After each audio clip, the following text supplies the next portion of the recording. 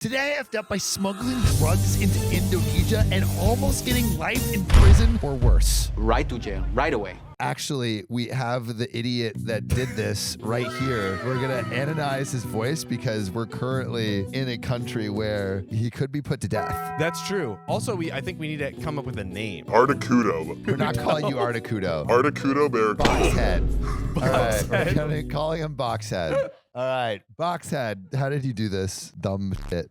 So, to most, always known as the Island of the Gods, but to me, my first few days here were absolutely heinous. And I decided as a marijuana smoker that I would bring some of these marijuanas over into my check bag to this island. Wait, where were you traveling from? Where were you? I was traveling from another country in Asia where it was legal. Yeah. And, I thought that it wouldn't be an issue if I was sneaking. So I see my bag come off the baggage claim, and there's no issues. I grab the bag, and I'm walking towards the edge of the airport, and I think I'm home free. And the guy pulls me to the side. They do like these random bag checks. He pulls my bag out. He opens up everything. First, he pulls out a grinder. I was like, for tobacco. So he puts the grinder to the side. Then he finds the main event, if you will. And then I was like, those are cigarettes. Like, that was my just, like, spitball reaction. And then he's like, yeah, for sure. At this point, he had already taken my passport, because they take your passport before they search you. Yeah.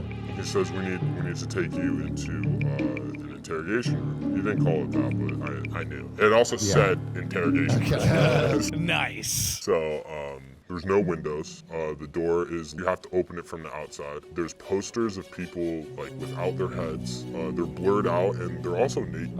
Like it's super, super scary. And I go in there and the guy comes in, he goes, you're in big trouble. And I'm really sorry. He's like, the guy was like, you said those were cigarettes. And I was like, marijuana cigarettes. Like at that point, like I know that just, these are like, I'm not gonna try and bullshit anything. Like at this point, I need to own up. I need to just be accountable. I need to be like, I f***ed up. I'm sorry. I mean, they're not stupid.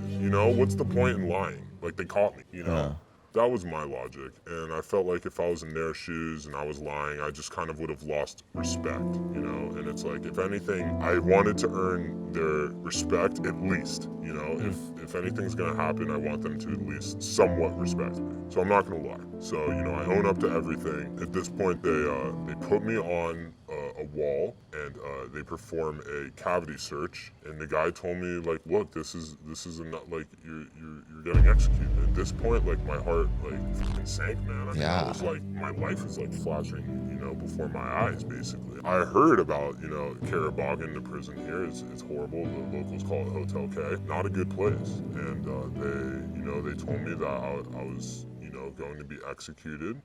They said best case scenario was 5 years in jail, but that most likely that I would not make it that far. And at this point, I'm like, I like, is there anything I can do? Like they're saying no. Like you can't pay your way. I was just trying as best as I could to like sell myself as just not being a piece of shit. They really tried to scare me the best they could, and they did. I mean, they scared the shit out of me. It was really, really traumatic. And there was one guy in there that was actually like, I mean, I don't know if it was a whole good cop, bad cop thing, but he was trying to help me. And I think he felt bad because he was my age, and I really don't know. But he told me, he said, look, like I think if you tell the supervisor that you'll pay yourself out of this, I think he may give you a chance, because this is very illegal to take bribes in Indonesia. Very illegal. Very illegal. Yeah. Right.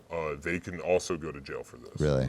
Yes. So sometimes this just happens. I got really lucky with who was on shift, and the guy, we agreed with $5,000. So did they come back and like after saying no, you're gonna be executed, they're like, okay, we have a proposition for you? Yeah, they needed guarantees, and the guarantees were really scary. Essentially, I gave up any innocence I had. They took the video, a ransom video essentially, where I'm holding all the drugs, and they made me say my name is blank, and these are my drugs, and I brought them. So it's like in any case, the problem is you know, you can't go to the embassy at this point because you broke a law in another country. So I know this, you know, knowing that they have this video that I'm basically fucked. The only thing that can help me is if I pay this guy off and he gives me my passport. But you're still here. Like, couldn't they just use that as blackmail against you when you leave? So they just want the money. If I'm in jail, I can't pay anyone. If I'm, you know, if they take my passport and I go into hiding, no one makes any money. And then they get in trouble because they let away a criminal. So he takes his video, he has his video, he has the passport, and he said, you need to meet me somewhere to give me the money in cash. Because I tried to wire it, because, you know, $5,000 really isn't easy to get in cash, really anywhere. Yeah, you can only take like $250 to $300 out. Oh yeah, of the ATMs. Super low. Yeah. On that day, I luckily had you know, some friends here in Indonesia who were, you know, very supportive and, you know, really kind of helped me get through this. And I had to do like 30 ATM transactions. And you know what's funny? You know what I thought was funny? I actually laughed about this. You know how all the ATMs here have AC units?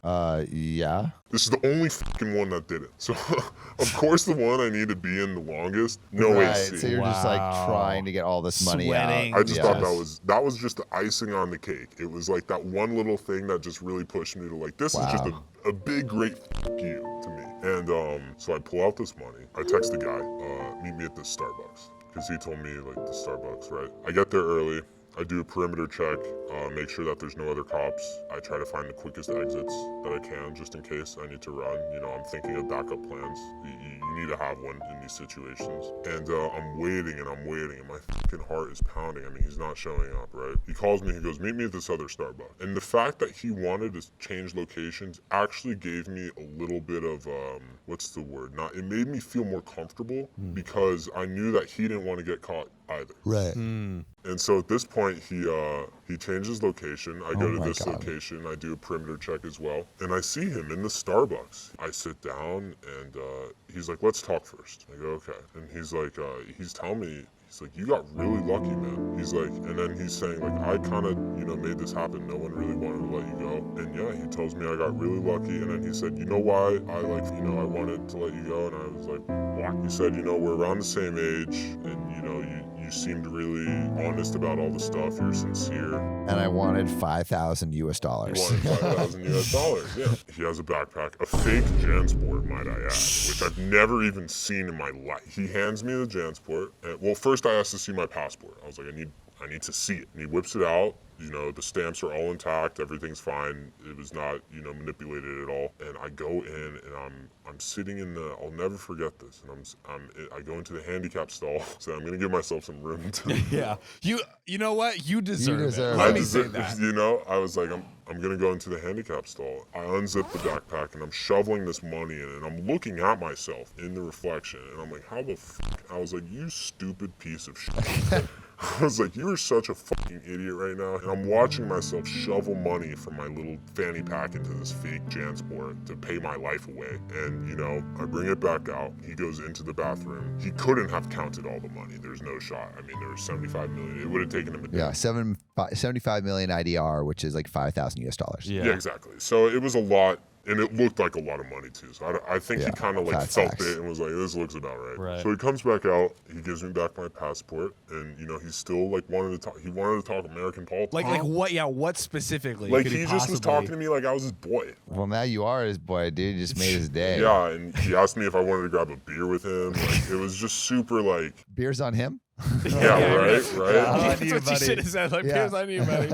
All $2. Yeah, it was just so weird. And then he asked me if I had any questions for him, and I did. I had two questions. Yeah. Okay. Questions. I had two questions. My first question was, are you going to split this money? And the answer was yes. That he's going to split it with 3 people, but that no one else knew. I said, okay. And my second question was, have you ever smoked weed? At this point, I have my passport back, so I'm like, I don't give a fuck. Like, I'm out of here. And he laughs. And he's like, yeah, I have. And I was like, bro, like, really? Like, That's why he didn't put you to death, dude. I think so. I was like, man, that's crazy. And then we go our separate ways. I walk out of there. I walked across the street to the Indomart, and I sat on the curb and just like stared. I was like, it was so just like a really weird, I've never had like emotions like this. I just felt stupid. I felt really stupid. That's what it was. I just felt like an idiot. And it wasn't a good feeling, because I don't think I'm an idiot, but I acted like And I went and I bought a pack of darts, and I sat on the curb of the Indomart and just fucking ripped darts until I got a ride home. And so from that point on, you decided to get rid of all your weed paraphernalia so nothing like this would happen ever again, right? Yeah. Yeah. Right? Yeah. Yeah. Yeah. Yeah, it's mostly gone. I'll drink to that. Well, Boxhead, it's been lovely having you open this episode to you and your adventures. May you have no more, but if you do, come back on the show. Please. Yes. We will find you in any corner of the world and just plop on a street with you. Well, that's an opener. Should we get into the next story? Let's do it. My friend f***ed our high school secretary. Someone might be going to jail, or worse, am I the a-hole? So, I, 30 male, became pretty close friends with a fellow junior classmate in my ICA back in the day. We were both 17 male at the time. We will call him Billy. We used to get into the typical white guy, Chad type of behavior. It is described as skipping class, smoking weed, drinking cheap alcohol, writing and recording rap songs, and being fixated on the opposite sex and how to get laid. Both of us were decently liked in school and had a pretty good reputation with our fellow classmates, albeit class clowns, but still relatively popular. Nice. During this time, there was a secretary, 47 female. That's perfect. That's prime, man. It was known amongst a decent percentage of classmates that Donna was rather flirty with some of the guys, and she was suffering from some sort of midlife crisis. Donna's horny. But she was still pretty cool nonetheless. So, multiple encounters and run-ins happened between Derek and Donna. And when I say encounters and run-ins, fill in the gaps. Sounds like Derek's putting that D in Donna. And they had the school split into 3 different groups of red, white, and gray for whatever reason. Whether it was Derek getting in trouble and being sent to the office or running into each other in the hallway, they became cordial and actually started talking and flirting quite a bit whenever they run into one another. All of this one day led to Derek getting Donna's number. Let's go. So they were texting, small talk during the day, or Derek joking for her to get him out of class, but it led into late night flirtatious texts and pics sent to one another. Let's go. Then to full-blown nudies, sexting, and each other's fantasies being shared. But you know what? I think that this 47-year-old really appreciates what I've heard, and I could be wrong. I'm not a 47-year-old. I'm not a 47-year-old or a woman. Maybe you'll never know. I'm a box. He's box. I'm a box. But I've heard that women are more turned on by words. So potentially he was really, he's saucing it. He's chefing. Let him cook. One night, when Derek was at my house, drinking 4 Logos, smoking blunts, and making music like a chat. Yo, that sounds like you, man. The two were texting and decided that tonight was the night. Derek and Donna agreed to meet up. Donna came around 9 p.m. and picked him up from my house in her brand new SUV. Her husband, Brian, had gotten her. He owns a dealership, and this comes into play later. Yikes. An hour or so passed, and I'll never forget the way Derek burst into my back door with he bursted her back door, all right. with a look that could only be described as pure horror mixed with a lackadaisical, blacked-out blank stare, shocked at what he had just seen and done. He goes on to explain his night, how he drove to a discreet location, hopped in the back seat, and did the dirty deep, oral, anal, everything. No way. Dude, anal in the car is heinous because you have to bring lube. There's no way she's doing it without lube. There's no way. Trust me, it's not fun. Now, Donna wasn't the most attractive woman in the world, but the idea of being with an older woman is what drove that. I could tell that he didn't know how he felt about all this. But fast forward a few weeks. Homie had the gnarliest post-nut clarity. Fast forward a few weeks, and Derek has Donna wrapped around his finger. She would let Derek take her multiple new cars out during school hours. Bro, Donna is finessing her husband out here. My God. Poor guy. So we had a place to smoke and a car to drive while we skipped class, all while she was in the building working. Also, she would forge the attendance sheets to put him and I in ISS in school suspension, so that way we wouldn't get calls home to our parents from us skipping countless classes. She was essentially... Let's go. They met up about half a dozen times before the excitement started to wear off for Derek, and he was looking for a way out. But him being an opportunist and a narcissist, he had to benefit a little bit more from it first. And horny. So he devised a plan where he would blackmail Donna. No. And if she, oh my God, this is the most high school thing ever. And if she didn't bring him $500, he would blow up the entire situation and tell the school's higher-ups what was going on. Okay, $500 is nothing. Let's just say Donna was not pleased, but didn't have much of a choice. So later that day, Donna drove to a friend of ours' house where we would all be hanging out to drop off the money. Derek was too afraid and ashamed to go get it, so he convinced our friend, who was completely oblivious to the situation, go outside and grab something from him. Oh my God. He came back inside with an envelope containing $200 and was extremely confused. Derek came clean about what was going on, and our friend shouts, "That's why she seems so pissed and awkward." But that was that, and they went their separate ways. How is there more? Some time had passed and we had all graduated and everything seemed to be back to normal. I was really into this girl who had gone to the same high school as us. We'll call her Monica. One thing led to another and we started to text and eventually being out a little bit. It was very new, so naturally on one of the first little hangout dates, Monica decided to bring a friend. We'll call her Jamie. I had a couple of friends over at my place, one of which being Derek. And Monica and her friend Jamie came over to have a few drinks and just chill. I was the only kid in high school who had his own place, so my house was kind of the hot spot for that kind of stuff. That night went well, and Monica and I started to really like each other. Oh, yeah. More, and she brought Jamie around quite a bit, too, since they were childhood friends, and we all got along pretty close. Derek started to take a liking to Jamie, and a little romance started to brew. Oh. Oh, no. The kicker, Donna, the secretary from our school, was actually Jamie's fucking mom. Let's go! The double dipper. Once I found that out, I was shocked and didn't know what to do or who to tell. I let Derek know, but him being the sick, twisted that he is, it did discourage him from still pursuing his newfound relations with Jamie. Even though his wiener had been in her mom's booty and she had no idea. Wow.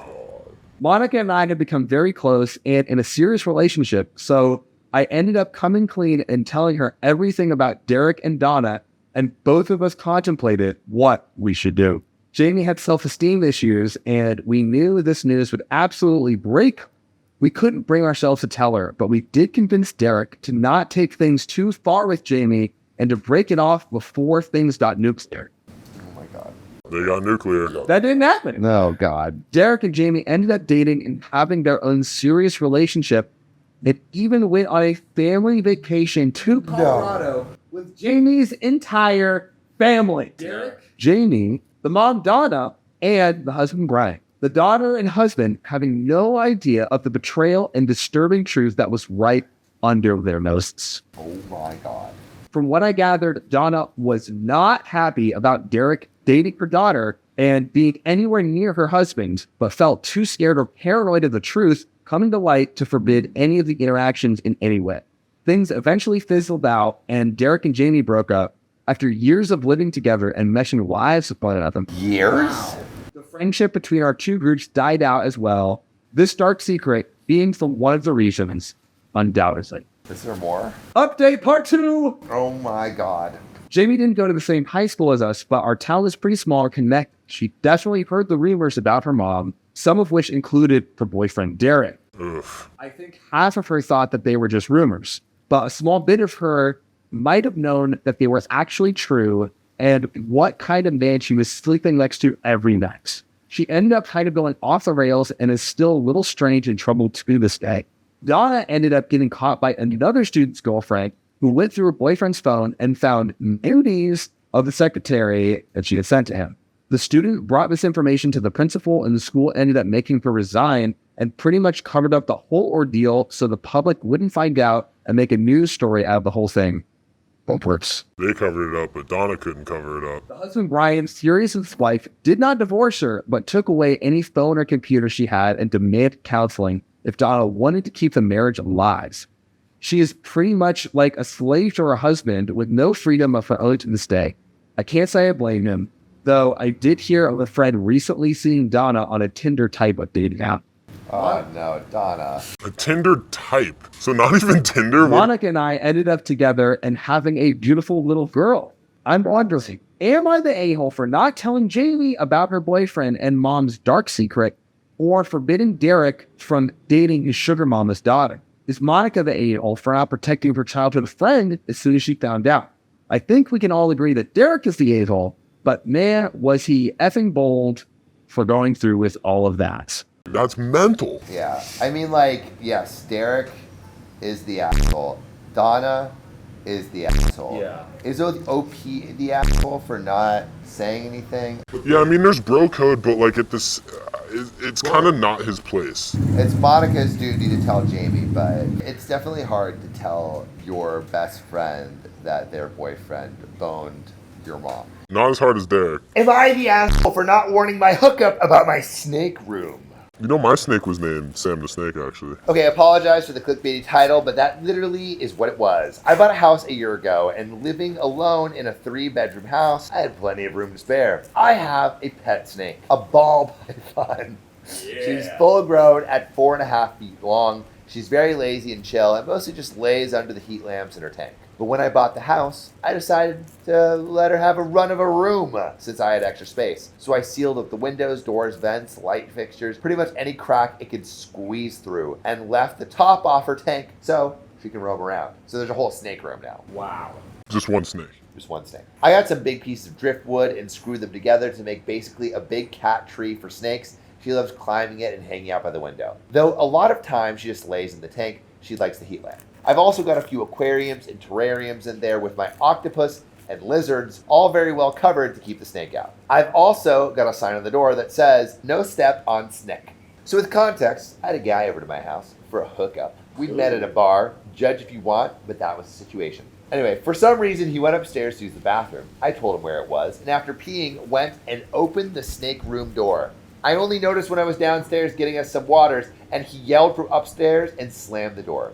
He was yelling that there was a snake in my house, and I called back that I knew. It was my snake. She's chill. He came downstairs screaming at me that I should have warned him, that I was a crazy B-word for having a snake just out in a room that he thought was my bedroom. I asked him what he was doing going through my rooms anyway. I just said he could use my bathroom. He said he was looking for my bedroom because he assumed I'd meet him up there, but he was basically berating me for having a snake and not telling him. I said there's literally a sign saying the snake was there, and he basically called me crazy again and walked out saying I should have told him before he came over. I felt like I didn't need to, since it's not like I would have brought him in there anyway and didn't think he'd go around looking at all the rooms. Like, that's kind of weird. So am I the asshole for not warning a guy about the snake room?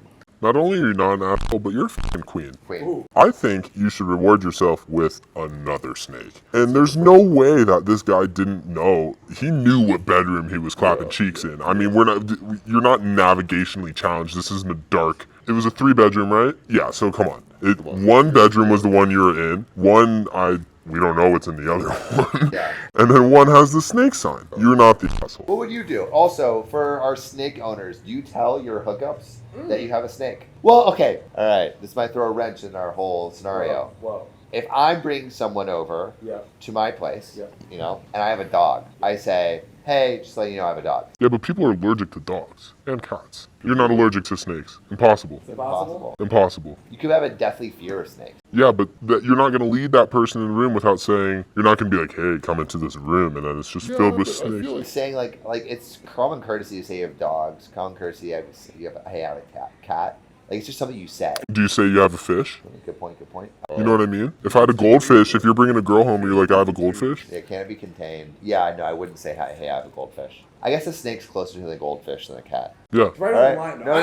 Everyone in the comments, I think. Yeah, put your answer in the comments. Is OP the a-hole? Should they tell their hookups that they have a snake? Boxhead, tell them this final story. Let's get into it. I don't care if you're pregnant in high school. I think you deserve it. But am I the asshole? I think all pregnant women need to be on the streets. I, 43 female, have a son, 18 male, who got his high school girlfriend, 18 female, pregnant. Nice. It was obviously an unplanned pregnancy, and it resulted in my son's girlfriend getting kicked out of her house by her mom. I never liked this girl, but I obviously couldn't let her on the streets now that she's carrying my grandchild, so I let her live in our house. Now both she and my son gave up on college for the near future, and my son is now working a full-time job so he can provide for them in the future. The problem is that his girlfriend refuses to do anything or nothing all day. She just locks herself up in my son's room, eating snacks and watching videos on my son's computer. I need to drag her out just to help me with cooking. How dare you rest? I need to drag her out just to help me with cooking and to clean up at least the room she's staying. But she's always bitching about how I'm working her like a slave, even though she's already in constant pain because of her pregnancy. And then she'll come crying to my son about my treatment of her. Mind you, she doesn't have a high-risk pregnancy. I know that because me and my husband are the ones fully paying for her medical control. And I don't put her up to do the tasks like cleaning a toilet or anything similar. However, she recently crossed the line when after I got dressed up, she asked me where I was going. And when I told her that I'm getting ready for church, her exact response was, I didn't know there were churches that were allowing people looking like striptease dancers in.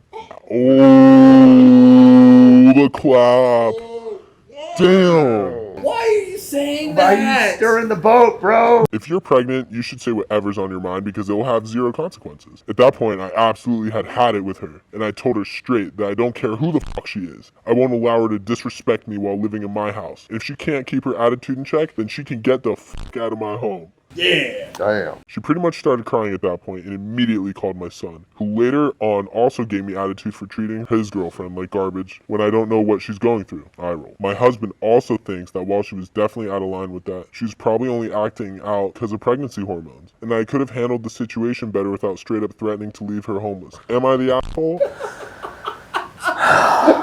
Oh my god. And what a great closer for Boxhead. Yeah, Boxhead. Listen, I think, as a box, I'm going to think out of the box for a second here. And I'm going to say, not the asshole. I mean, if you are providing, her parents kicked her out, you're providing, a roof, food, shelter. I think that comment, you're basically calling your, let's just say, landlord a whore.